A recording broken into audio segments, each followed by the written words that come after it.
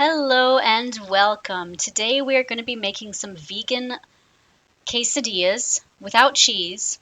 I don't know why every time I look up vegan recipes on Pinterest, which is the place I primarily go for recipes, I can never find any that include vegan cheese. It's almost like all the vegan recipes I find only include real whole ingredients, and I don't even know if that's the right term, but like actual vegetables and fruit and grains and nothing man-made that could be a vegan substitute, which is a little frustrating because I like the taste of cheese and sometimes I want vegan cheese. But this recipe I decided to try because um, other times buying vegan cheese is expensive, and I thought, let's try this one because I like avocados a lot, and so I thought I would give it a go. Um, this recipe comes from lemonsandzest.com. It is their vegan quesadillas with black beans and avocado recipe, and I did make quite a few changes. Um, I don't know if you saw my recipe for chicken burritos, ground chicken burritos. I made about 12 tortillas for that. I think it was medium size tortillas, in my opinion. And I did that because I wanted to make some extras for this recipe specifically. So their recipe says 2 to 3 large tortillas, and I used 5. Well, I could have used 5, um, but I only used 4 because I wanted to leave an extra tortilla for my leftover ground chicken burritos. So in this recipe, you're supposed to use 2 very ripe avocados. It does not say the size of avocado that you need to use, which I find a little frustrating. I don't know what size you saw me use there. I think they were the medium ones because they were 50 cents at Walmart, and that's usually what they cost in my area for the medium avocado. And I had bought them a week ago, so I know that people say avocados are good only for like 5 seconds, but I got some that have green skin, and when the skin turns brown is when it's good to use. So I stuck them in the fridge for a week and watched the skin turn brown and kept an eye on it. For this recipe, I am skipping the 2 tablespoons of diced red onion. That's not something I had on hand. I didn't have any onions in the house. If I were to make this again, I would probably want to cook my onions first. I know Mexican food does involve a lot of raw onions, but my body does not like raw onions.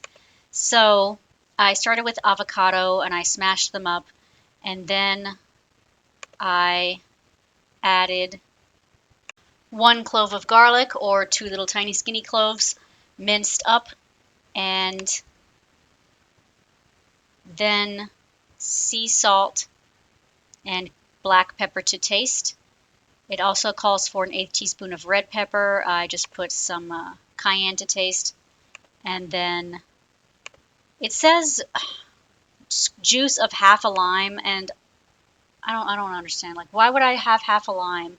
And then what am I doing with the other half of lime? I don't like recipes like that. So I did a tablespoon of lemon juice because I keep lemon juice in the house all the time.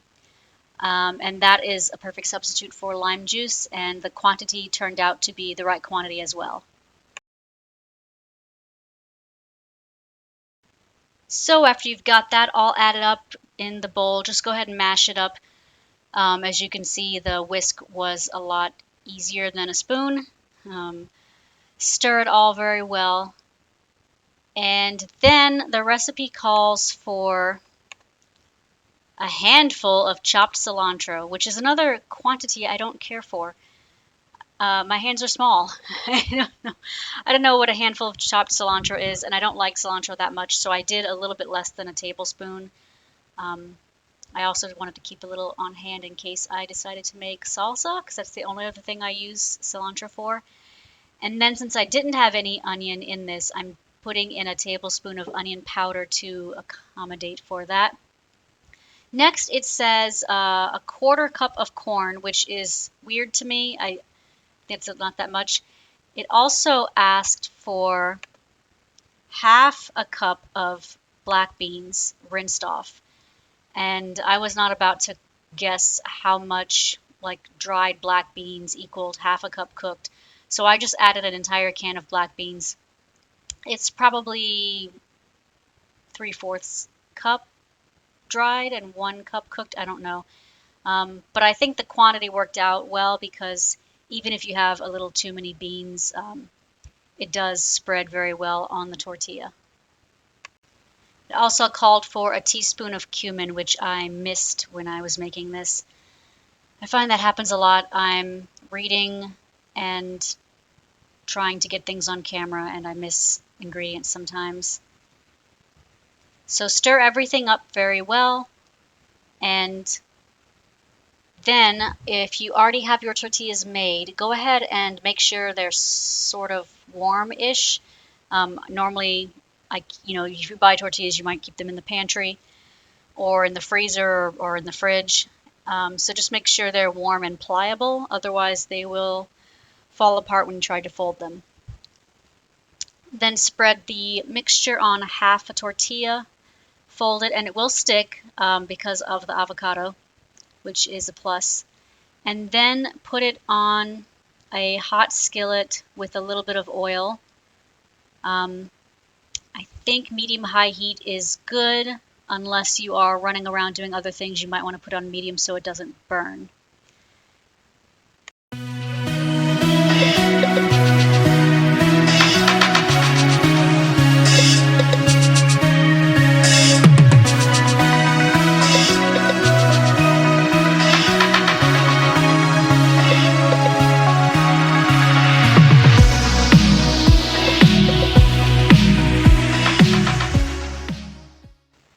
After a couple minutes, when one side is brown, flip it so the other side gets brown, and then just check the heat to see if it's getting brown as fast as you want.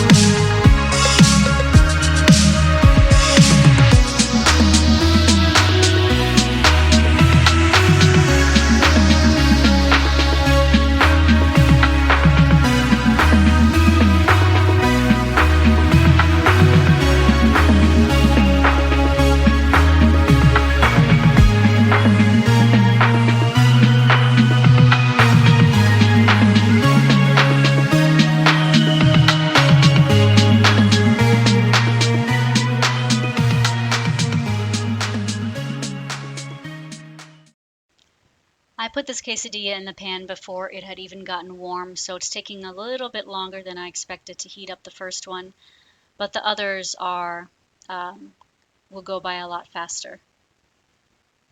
This recipe was really good. I found it really easy to make. There's not that many ingredients, good to substitute things, and the avocado makes it kind of like trick you into thinking you're eating cheese. So if you like this recipe and you're enjoying this video, please like, share, and subscribe.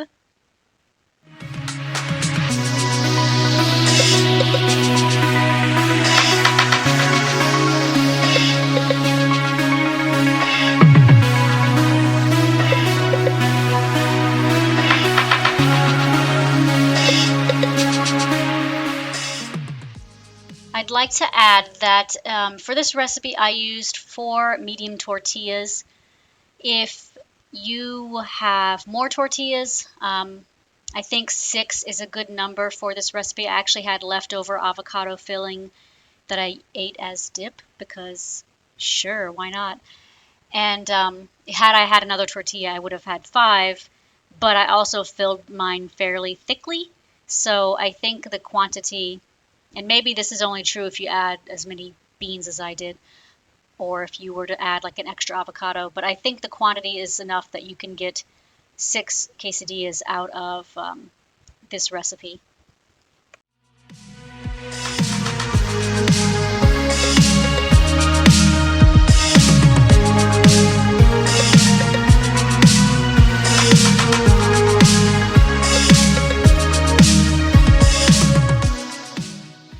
here's the finished quesadillas.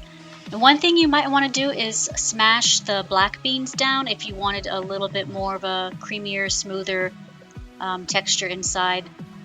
That also might let the filling spread to more tortillas.